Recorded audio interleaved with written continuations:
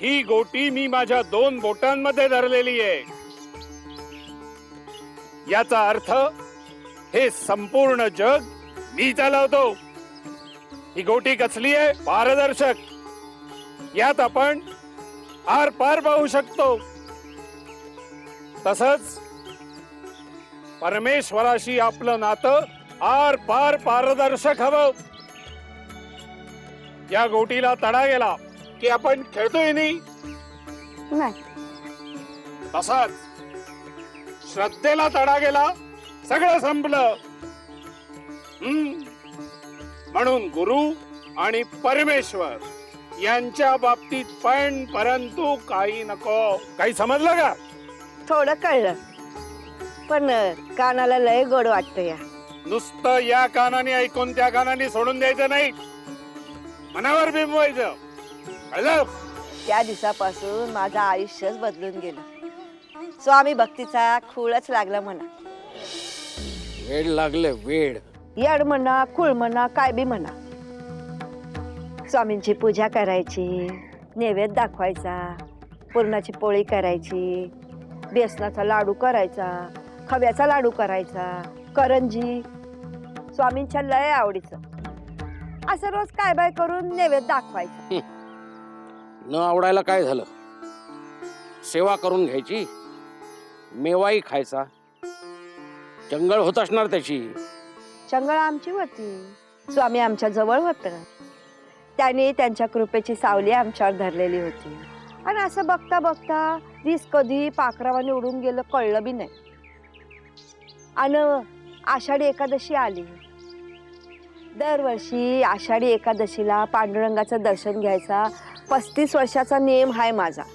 यावर्षीही पांडुरंगाला भेटीला जायची आस होती, पण स्वामींचं दर्शन घेतल्याशिवाय जायला मन मानेना.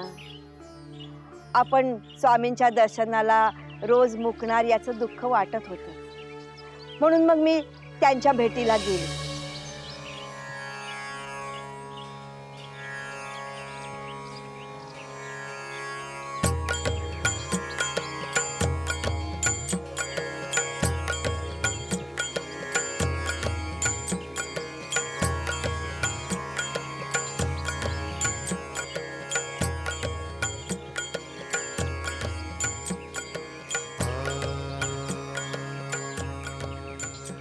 जनिक, 300 वर्ष उलटली, तुझ्या हाताची चव नाही बदलली.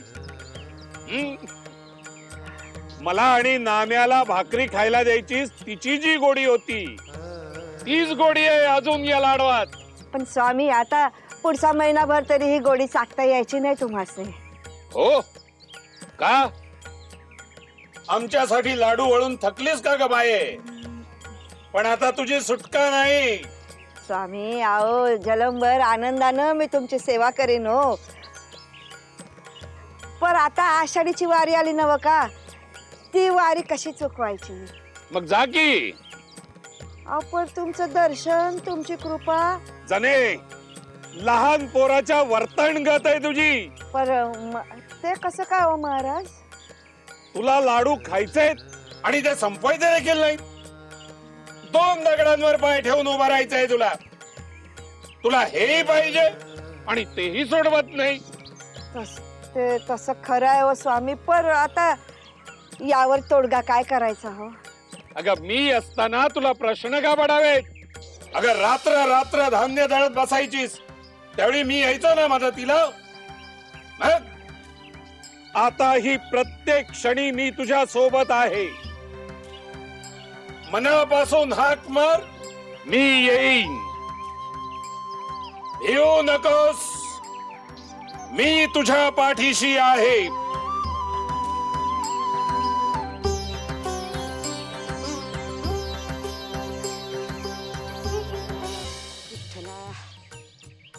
मी आषाढीच्या यात्रेला निघाले होते. तोंडी अभंग होते, पण आता त्या अभंगांमध्ये इठूमाऊलीच्या बरोबरीनं स्वामींचंही नाव होतं. त्या नाम सोहळ्यात किती आणि कसा रस्ता कापला गेला माझं मला बी कळलं नाही. भान आलं तेव्हा जाणवलं. पंढरपूर अवघ्या 4 मैलांवर आलं होतं. आता फक्त आजच्या एका रात्रीचा मुक्काम धर्मशाळेत करायचा आणि उद्या सकाळी त्या पांडुरंगाचं दर्शन घडणार. त्याच्या पायावर डोकं ठेवायला मन आसुसलं होतं.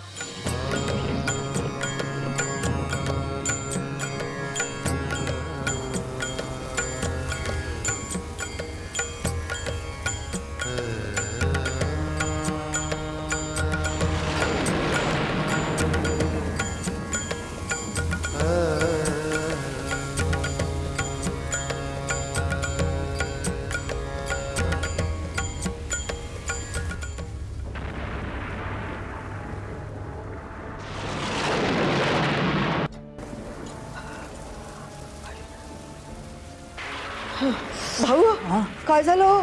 हो बाहेर बघतायसा ना वो अचानक पाऊस सुरू झाला, ढगांनी दाटी केली. हो आता काही खरं नाही बघा. म्हणजे आता काय होणार हो? हो हा पाऊस इतक्यात तरी थांबेलचं वाटत नाही. अरे देवा. पांडुरंगाच्या मनात काय आहे काय बी कळत नाही बघा. इथपर्यंत पोचलोय, पण उद्याच्या मुहूर्तावर त्या पांडुरंगाचं दर्शन होईल की नाही काय बी सांगता यायचं नाही बघा. पांडुरंगा, विठ्ठला, अरे देवा, पांडुरंग, पांडुरंग, पांडुरंग, पांडुरंग.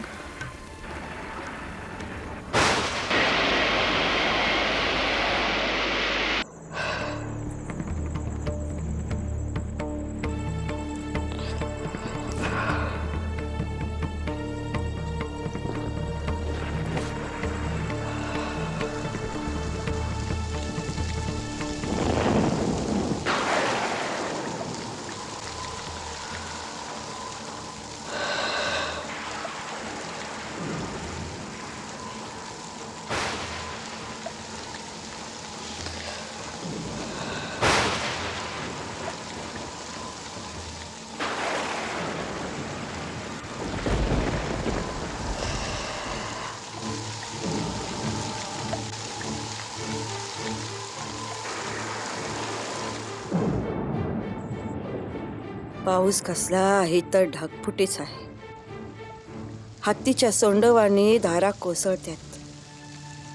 हे पाण्याचं तांडव इतक्यात थांबेल असं तरी नाही वाटत. आणि जरी आता पाऊस थांबला तरी काय उपयोग नाही.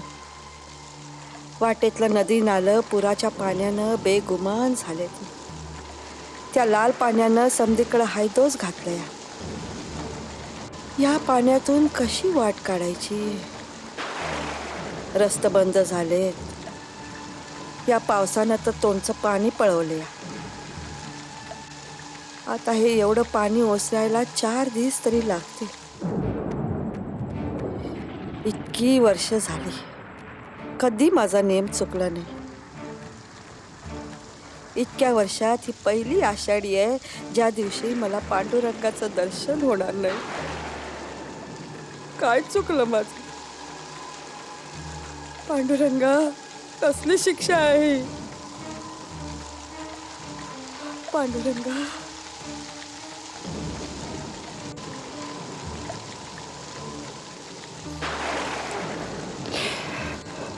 पांडुरंगा, पांडुरंगा, पांडुरंगा, पांडुरंगा.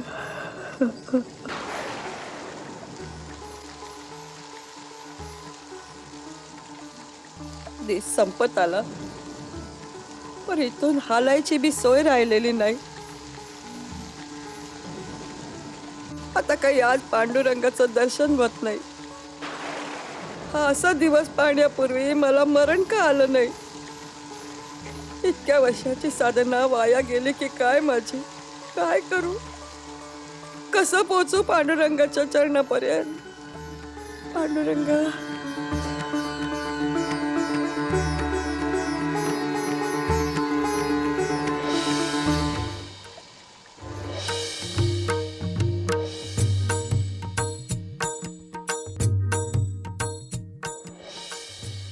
आता ही प्रत्येक क्षणी मी तुझ्या सोबत आहे. मनापासून हाक मार, मी येईन.